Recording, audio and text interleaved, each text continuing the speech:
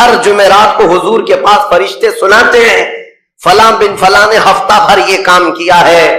حضور فرماتے ہیں اگر برے اعمال پیش ہوتے ہیں تو مجھے غم ہوتا ہے, میں استغفار کرتا ہوں اللہ کی بارگاہ میں, اور اچھے اعمال آتے ہیں تو شکر بجا لاتا ہوں, اس کے لیے دعا کرتا ہوں. عزیزان گرامی وقار, کبھی پلٹ کر کے زندگی میں دیکھنا کتنے جمعرات ایسی چلی گئی ہوں گی جس میں ہمارے کون سے اعمال فرشتے لے جا کر کے سنا رہے ہوں. حضور اکرم صلی اللہ تعالی علیہ وسلم کی بارگاہ میں جب ہمارے اعمال یہ کہہ کر سنایا جائے آقا آپ کا فلاں امتی بے خبر ہے, نہ نماز پڑھتا ہے, نہ ہی آپ پر درود پڑھتا ہے, نہ ہی وہ کبھی نیکیوں کی طرف آتا ہے, وہ تو گانوں کی دھن پر جی رہا ہے. صبح اٹھتا ہے, شام ہوتی ہے تو اس کو تو فلموں کے نغمے یاد ہیں, آپ کا کوئی قول یاد نہیں. بتاؤ میرے آقا صلی اللہ تعالی علیہ وسلم کو فرشتے جب ہمارے متعلق یہ خبر دے رہے ہو, کیا حضور پاک صلی اللہ تعالی علیہ وسلم کو اس بات کا قلق نہیں ہوتا؟ یہ وہ امت ہے جس کے لیے میں رات رات بھر کھڑے ہو کر دعا کرتا تھا, آج یہ ہم کو فراموش کی ہوئی ہے. زندگی گزارنے کا مقصد سمجھ جاؤ میرے عزیزو. اسی لیے میں آپ کو کہتا ہوں کہ زندگی یہ نہیں ہے, حضور تاج الشریعہ رحمت اللہ علیہ نے فرمایا زندگی یہ نہیں ہے کسی کے لیے, زندگی ہے نبی کی نبی کے لیے. نہ سمجھ مرتے ہیں زندگی کے لیے, جینا مرنا ہے سب کچھ نبی کے لیے. جو لوگ یہ سمجھ جائیں اس نقطے کو, انہوں نے زندگی کی مرادوں کو پا لیا ہے, وہ حصولیاب ہو چکے ہیں. لیکن جو اب تک بھٹکے ہوئے ہیں ان کو میں دعوت فکر دوں گا, ایک بار سوچ لو, ایک بار سوچ لو. ویسے ہی دنیا ختم ہونے والی ہے اور تمہاری موت آنے والی ہے. ایک بار سوچ لو, ایک بار سوچ لو کہ ہمارے ساتھ آخرت میں ہونا کیا ہے, قبر میں ہمارے ساتھ بیٹھنے والا کون ہے, ہمارے ساتھ تنہائی کا نگہبان کون ہے, اور محشر کے اس بھرے میدان میں ہمارا ہاتھ پکڑنے والا کون ہے.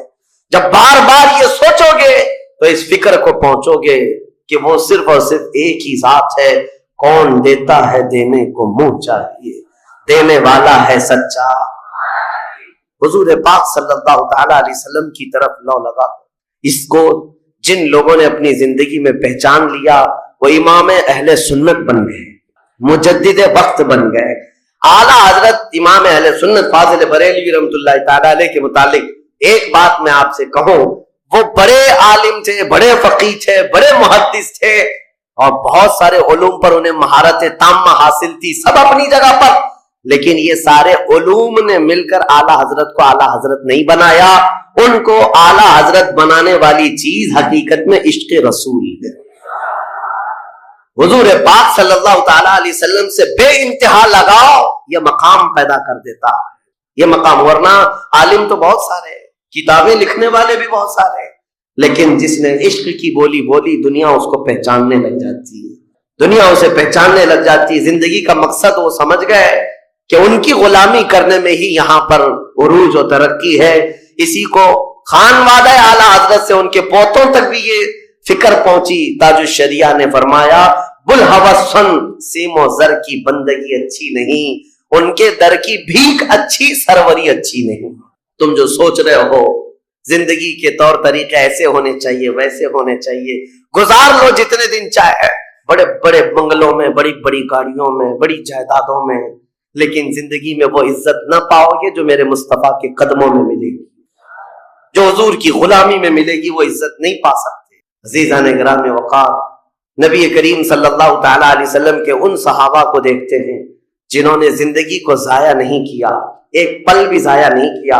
آج میں آپ کو اسی لیے کہہ رہا ہوں موت آنے والی ہے, اس سے پہلے ایک وقت بھی, ایک لمحہ بھی ضائع ہونے مت دینا, برباد ہونے مت دینا. جو وقت ہے, میں مصر میں دیکھتا تھا بسوں میں بھی, اور کبھی کبھار ٹکٹ کاؤنٹر پہ جو لائن لگی رہتی تھی ایک اسٹیکر لگایا گیا تھا, اکثر جگہوں پر یہ اسٹیکر پڑھنے کو ملتا تھا, اجعلوا الانتظار فی الاستغفار. یہ جو ویٹنگ ٹائم ہے اس کو خالی کھڑے ہو کر کے مت گزارو, اتنی دیر استغفار کرو اور درود پاک تو پڑھو, وقت کو ضائع نہ کرو. تمہارے پاس اللہ نے وقت دیا, بیٹھے ہو تو پڑھو, کھڑے ہو تو پڑھو, کیونکہ یہ وقت تمہارا بربادی میں نہیں لکھا جائے گا, تمہارا یہ وقت ضائع کرنے والوں میں نہیں لکھا جائے گا. عزیزان گرامی وقار, آپ کو میں ایک بات بتا دوں, جن لوگوں نے اپنی زندگیوں میں بڑے بڑے محلات بنائے, آج ان کے لیے بھی تاریخ ہے، مگر کس انداز سے، کس انداز سے؟ آج دنیا نے آپ کو ایسے ڈائیورٹ کر رکھا ہے، جو کام ہونے کے تھے وہ نہیں کرنا ہے آپ کو، لا یعنی کاموں میں مصروف ہو گئے، جو چیز تمہارے حصے کی تھی نہیں اس پر انرجی خرچہ کرتے رہ گئے، اور جو چیز تمہارے کام کی تھی اس کو تو بھول ہی گئے۔ آپ کو میں ایک بات بتا دوں، ہو سکتا ہے شاہ جہاں نے تاج محل بنایا اور پھر بادشاہ قطب الدین کے زمانے کے نشانیاں موجود ہیں، لال قلعے بن گئے، قطب مینار بن گیا، بڑی بڑی عمارتیں ہیں، لوگ اوپر سے نیچے دیکھنے کے لیے آتے ہیں، لیکن میں یہ کہتا ہوں یہ کوئی کمال کی چیزیں تھی نہیں، کمال کی چیزیں تھی نہیں۔ لاکھوں لوگوں کی محنتیں بھی لگی، پیسہ بھی لگا، اور بڑی عمارتیں کھڑی کر کے چلے گئے۔ ہزاروں کی تعداد میں تاج محل میں لوگ جاتے ہوں گے، تاریخ تو لوگوں کو تھوڑی بہت تو پتا ہوگی کہ اپنی بیگم کی محبت میں بنایا ہوا ایک محل ہے اور بیگم کی قبر بھی وہاں ہے، لیکن جانے والے کبھی کسی کو سنا ہی نہیں کہ ایک فاتحہ بھی کوئی پڑھتا ہوا نظر آتا ہے۔ وہ تو پکنک پوائنٹ ہے، ٹورسٹ ایریا ہے، جائے دیکھے آئے۔ لیکن میرے عزیزو، یہ بڑے بڑے محلات اپنی ناموری کے لیے بنا کر تو چلے گئے، لیکن آؤ بریلی شریف کی سرزمین پر ایک مدرسہ جو اعلیٰ حضرت نے بنایا، مبارک پور کی سرزمین پر جامعہ اشرفیہ جو حضور حافظ ملت نے بنایا، یہ عمارتیں آج بھی دعوت دے رہی ہیں، ایک دو نہیں، ہر سال ہزاروں کی تعداد میں عالم اور مفتی وہاں سے نکلا کرتے ہیں۔ یہ کام کی چیزیں تھی جو بزرگوں نے کر دیا کہ امت کو ایسا کچھ دے جاؤ کہ وہاں سے آنے والا کچھ فیض اٹھا کر کے جائے۔ تاج محل لے کر کے کیا کرنا ہے؟ پیسے کمانا ہے یا ٹورسٹ ایریا بنانا ہے؟ لیکن ایک ایسا ادارہ جس میں پڑھ کر کے دنیا روشن ہوتی اور آخرت بھی روشن ہوتی۔ ہم سنیوں کے ہاں یہ چیزوں کی ضرورت تھی، ہمیں لا یعنی چیزوں میں مصروف کر دیا گیا ہے۔ میں اب تو آپ کو پتہ ہی ہوگا، مجھے تو جلسوں والا آدمی بنا دیا گیا، جہاں دیکھو پروگرام جلسے۔ میں اصل میں جلسوں والا آدمی تھا ہی نہیں، میں فیلڈ ورک کرنا پسند کرتا ہوں، کسی علاقے میں رہ کر کے قرآن کی تفسیر کرنا اور لوگوں کے درمیان رہنا۔ لیکن مسلسل سفر کا ایک تجربہ میں آپ کو بتا رہا ہوں، ہوں گے یہاں پر بھی بہار بنگال والے، سب ہوں گے، بہار والے، بنگال والے، جھارکھنڈ والے اتنے جلسے کرتے ہیں، 365 دن بھی اگر ان کو تاریخ دی جائے تو بھی کم ہے۔ ایک اینالائز کرنے والے بہار کے رپورٹر ہیں، انہوں نے رپورٹ لا کر کے ہمارے سامنے بتائی کہ حضرت 2022 میں اسٹیٹ آف بہار میں 4000 جلسے، 4000 جلسے۔ میں ان کا مخالف نہیں ہوں، لیکن ایک فکر آپ کو بتا رہا ہوں، 4000 جلسے، جن میں سے ہر جلسے کا کم سے کم خرچہ 5 لاکھ روپے، اس سے کم خرچہ کرتے نہیں، 6 مہینے چندہ کرتے ہیں، اس کے بعد بڑا جلسہ کرتے ہیں۔ کیلکولیشن کر کے دیکھا گیا تو سال میں 2000 کروڑ روپے خرچہ ہوئے، 2000 کروڑ روپے۔ میرے عزیزوں، ٹھیک ہے یہ سب اپنی جگہ پر، لیکن پورے اسٹیٹ پر گھوم کر کے دیکھیں تو مسلمانوں کے نام کی ایک یونیورسٹی بھی نہیں، کوئی ایک بڑا ادارہ نہیں قائم کر سکے۔ 2000 کروڑ کی بھاری رقم سال بھر خرچ کرنے والا غریب اسٹیٹ جس کو لوگ سمجھتے ہیں۔ میرے عزیزوں، میں یہ بات اس لیے عرض کر رہا ہوں، جن چیزوں میں تمہارا ذہن الجھ گیا یہ وہ تمہارے کام کی نہیں تھی۔ اعلیٰ حضرت نے بہت پہلے فرمایا تھا، یہ دنیا کا حال یہ ہے، شہد دکھائے زہر پلائے۔ یہاں پر چکا چوند دکھنے والی چیزیں وہ تمہارے حق کی نہیں ہے۔ اور ممبئی والے کیا کرتے ہیں؟ وہ تو بہار والے جلسوں میں ہیں، ممبئی والے کھچڑا کمپٹیشن کرتے ہیں۔ ہاں، اس محلے میں 51 دیگ بنی ہے تو ہمارے ہاں 60 دیگ بنے گی، 70 دیگ بنے گی۔ اور کھاتا کون ہے؟ جو پہلے سے کھائے ہوئے لوگ، دن بھر 5 ٹائم کھانے والے لوگ ہی کھچڑا کھا رہے ہیں۔ ثواب تو ان کے لیے تھا اس غریب کو کھلانے پر جس کے گھر میں ایک روٹی ہے تو دوسری روٹی نہیں۔ کھلانا بالکل ثواب ہے، حدیثوں میں ملتا ہے، کھلانے سے بڑھ کر کے ثواب نہیں ہے، پہنانے سے بڑھ کر۔ سرکار غوث پاک کا یہ فرمان بھی ہے، میں نے ساری نیکیوں کو الٹ پلٹ کر کے دیکھ لیا، رحمان کو 2 نیکیاں سب سے زیادہ پسند ہیں، ایک بھوکوں کو کھلانا، ننگوں کو پہنانا، یہ 2 چیزیں۔ لیکن یہاں پر کن لوگوں کو کھلایا جا رہا ہے؟ ہم ہی لوگ تو کھاتے ہیں۔ ہمارے گھر میں بھی کھانا بن رہا تھا، ایک دن سڑک پہ بنا لیا، انٹرٹینمنٹ کر رہے ہیں۔ اور اس پر آپ یہ نہ سمجھیں کہ میں ان تمام چیزوں کا مخالف ہوں، کرو جتنی حیثیت ہے اتنی کرو، لیکن یہ نہیں ہے کہ ہمارا سارا کا سارا دار و مدار اسی پر ہے۔ سنیت اسی کا نام نہیں، ہونا تو یہ چاہیے تھا کہ ہمارے پاس ایسا مضبوط قلعہ ہوتا جو ہر زمانے میں میرے مصطفیٰ کی عزت پر پہرا دینے والے سپاہی وہاں پر تیار ہو رہے ہوتے. ہمارے پاس نہیں ہے ان تمام چیزوں کی. اس لیے مجھے درد ہوتا ہے اس بات کا کہ ہم نے جن چیزوں کے لیے اللہ تعالیٰ سے امانت لی تھی، ہمیں اللہ تعالیٰ نے نوازا تھا، وہ ہماری رقم بھی غلط جگہ جاتی، ہماری زندگی کا وقت بھی غلط جگہ جاتا ہے. عزیزان گرامی وقار، ان سب چیزوں کا سوال ہوگا قیامت کے دن ہم سے، ہر چیز کا سوال ہوگا. اگر ہم نے وقت کو ضائع کیا ہے اور اپنا مال بھی غلط جگہ استعمال کیا ہے، ہر جگہ ہماری پکڑ ہوگی، ہماری پکڑ ہوگی. ایک ہفتہ قبل میں نے سنا، ہمارے چاہنے والے ہیں عزیز، انہوں نے کہا ایک درگاہ پہ گئے تھے، سنا ہے ایک بہت بڑے سیٹ ہیں، وہ 2.25 کروڑ کا صرف دروازہ بنا ہے اللہ کے ولیوں کے آستانوں پر. میرے عزیزوں، یہ اللہ کے وہ ولی ہیں، نہ تمہارے دروازے کے محتاج ہیں، نہ تمہاری چادر کے محتاج. ان کے انتقال کے بعد جو ان کو اللہ نے مقامات دیے وہ تم نہیں پہنچا سکتے. وہ تو اللہ تعالیٰ کے رحمت میں ہے جنہیں اللہ تعالیٰ جنت کے جوڑے پہنا چکا. اور کچھ جانوں کے ذریعے سے تمہاری آزمائش ہوگی. جانوں سے مراد کیا ہے؟ کسی عزیز کی جان چلی جائے گی تمہارے آنکھوں کے سامنے، تمہارے گھر والوں کی موت تمہارے لیے بڑی آزمائش ہے، تمہارے لیے ایک بڑا امتحان ہے. اور پھر اخیر میں رب تبارک و تعالیٰ ارشاد فرماتا ہے وَبَشِّرِ الصَّابِرِينَ الَّذِينَ إِذَا أَصَابَتْهُمْ مُصِيبَةٌ قَالُوا إِنَّا لِلَّهِ وَإِنَّا إِلَيْهِ رَاجِعُونَ. اے رسول ان لوگوں کو بشارت دے دیں. کن لوگوں کو؟ ان لوگوں کو بشارت دے دیں جن کے پاس مصیبت آتی ہے تو یوں کہتے ہیں ہم اللہ ہی کے ہیں اور اللہ ہی کی طرف لوٹنے والے ہیں. مصیبتوں کے وقت جنہوں نے کہا انا للہ و انا الیہ راجعون، رب تعالیٰ فرماتا ہے رسول انہیں بشارت دے دیجیے. کس بات کی بشارت؟ کس بات کی خوشخبری؟ اولئک علیہم صلوات من ربہم ورحمہ واولئک هم المہتدون. اللہ فرماتا ہے یہ وہ لوگ ہیں جن پر ہمیشہ اللہ کی رحمتیں اترتی ہیں. جنہوں نے انا للہ و انا الیہ راجعون کہا، یہ وہ لوگ ہیں جن پر اللہ تبارک و تعالیٰ کی طرف سے ہر وقت رحمتیں اترتی ہیں، اور یہی لوگ ہدایت پائے ہوئے ہیں، یہی لوگ ہدایت والے لوگ ہیں. اس پوری آیت کے اعتبار سے اگر میں آپ کو بتاؤں تو پتہ ہی چلے گا، رزلٹ اس کا یہ ہے کہ مصیبتوں کے وقت صبر کرنا یہ ہدایت ہے. ہدایت، اگر آپ ہدایت پر ہیں یا نہیں یہ دیکھنے کے لیے مصیبتوں کے وقت ہی آپ کو دیکھا جائے گا. گھر میں کسی کا انتقال ہو جائے اور پھر دیکھا جائے گا کہ تمہاری زبان سے الفاظ کیا کیا نکلتے ہیں، تم شکایتیں کن کن باتوں کی کرتے ہو، پھر دیکھا جائے گا ہدایت پر ہو یا گمراہ ہو. ایک روایت میں یہ بھی ہے کہ جب کسی کے بچے کا یا کسی کے بھائی کا یا باپ کا انتقال ہوتا ہے گھر میں، تو جنازہ اٹھانے سے پہلے ہی وہاں ایک فرشتہ آتا ہے. وہ فرشتہ گھر والوں کا معائنہ کر رہا ہوتا ہے کہ کون کون کیا کیا کہہ رہا ہے. رب ذوالجلال ہر چیز کی خبر رکھتا ہے، لیکن فرشتوں کو اسباب بنایا گیا ہے اور گواہ بنانے کے لیے انہیں یہ ڈیوٹی دی جاتی ہے. ہر ایک کی زبان سے نکلے ہوئے الفاظ وہ سنتا ہے اور جا کر کے رب تعالیٰ کی بارگاہ میں عرض کرتا ہے.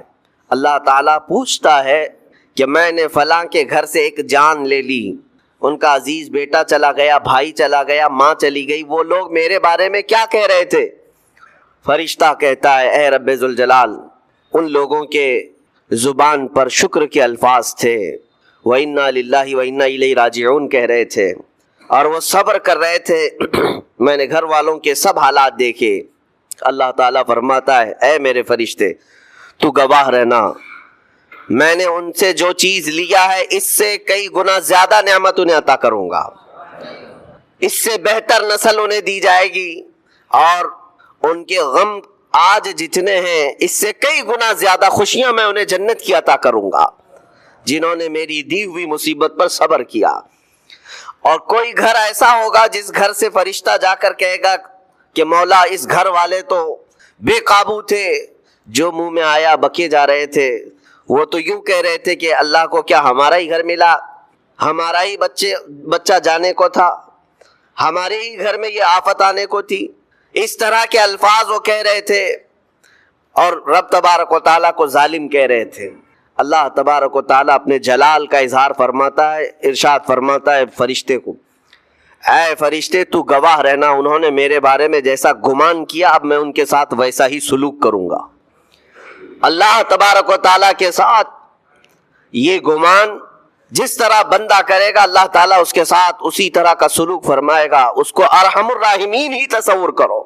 ہمیشہ رب تبارک و تعالیٰ مہربان ہے اور مہربان ہی اس کی طرف گمان کرنا بھی چاہیے مومن کو۔ انشاءاللہ العزیز مہربانی ہوگی، اور بلکہ دلوں کا قرار اور سکون بھی رب تعالیٰ ہی عطا کرتا ہے۔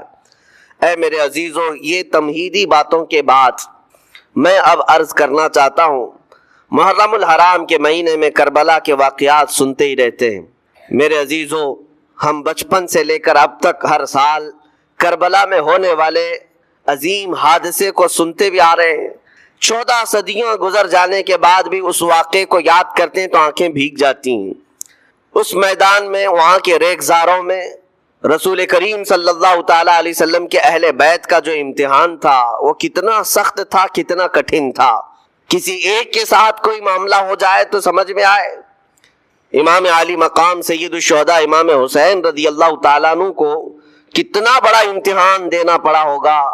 ایک نہیں، اپنے خاندان کی 29 لاشیں انہوں نے اٹھائی ایک دن کے اندر، اپنے خاندان کی، پھر دوسرے ان کے اصحاب اور رسول اللہ کے صحابہ بھی اس میں موجود ہیں، اور دوسروں کے بچے بھی اس میں موجود ہیں۔ کل ملا کر 72 لوگوں کی وہاں پر جانیں گئی ہیں، شہادت کا جام انہوں نے نوش کیا ہے، لیکن ہر گھڑی امام حسین ہر موت کو دیکھتے رہے۔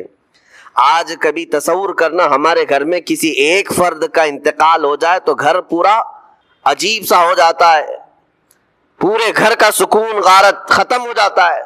ہم میں سے کوئی کھانا پینا نہیں چاہتا، ہمارے باپ کا انتقال ہو یا بیٹے کا انتقال ہو یا بھائی یا ماں کا انتقال ہو۔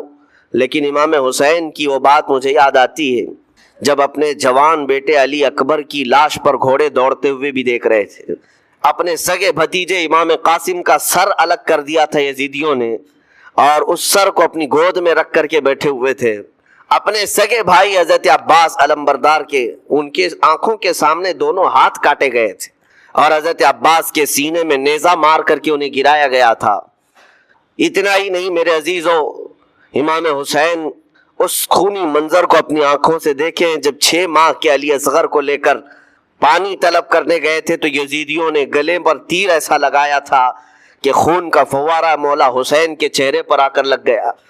پورے کربلا کے واقعات پڑھنے کے بعد میں نے محسوس کیا، اتنے پورے واقعے گزر جانے کے بعد بھی ایک چیز کربلا میں نہیں ہوئی، باقی سب آفتیں آئی ہیں، ایک چیز نہیں ہوئی۔ وہ کیا ہے؟ امام حسین کے زبان سے کوئی شکایت نہیں ہوئی، کوئی شکوہ نہیں تھا۔ یہ نہیں تھا کہ سارے بجلیاں ہم پر گر پڑی ہیں، اس خاندان کا کون ہے؟ سوائے زین العابدین کے اس پورے خاندان میں کوئی مرد باقی نہیں رہا۔ پورے خاندان کے بچوں کو، ان کے بڑے مردوں کو، سب کو وہاں پر شہید کر دیا گیا تھا۔ میں عرض تو کر رہا ہوں، ایک خاندان کے 29 لوگوں کی لاشیں میدان میں پڑی ہوں۔ وہ کیسا منظر ہے؟ ایک تو میں امام حسین کے صبر کو دیکھتا ہوں۔ اللہ تعالیٰ نے فرمایا آیت کریمہ میں کہ ہم تمہیں آزمائیں گے، آزمائش کریں گے، کچھ جانیں لے کر کے، لیکن میں سمجھتا ہوں اتنی بڑی آزمائش کہ ایک ہی دن میں ایک ہی خاندان سے 29 لوگوں کی جانیں گئی ہو، اس سے بڑی آزمائش ہوگی؟ یہ کتنی بڑی آزمائش ہے اور کتنا بڑا امتحان ہے۔ اب یہ بھی میں آپ کو بتا دوں کہ کس کے ساتھ کیسی آزمائش ہوتی ہے، کس کے ساتھ کیسا امتحان ہوتا ہے۔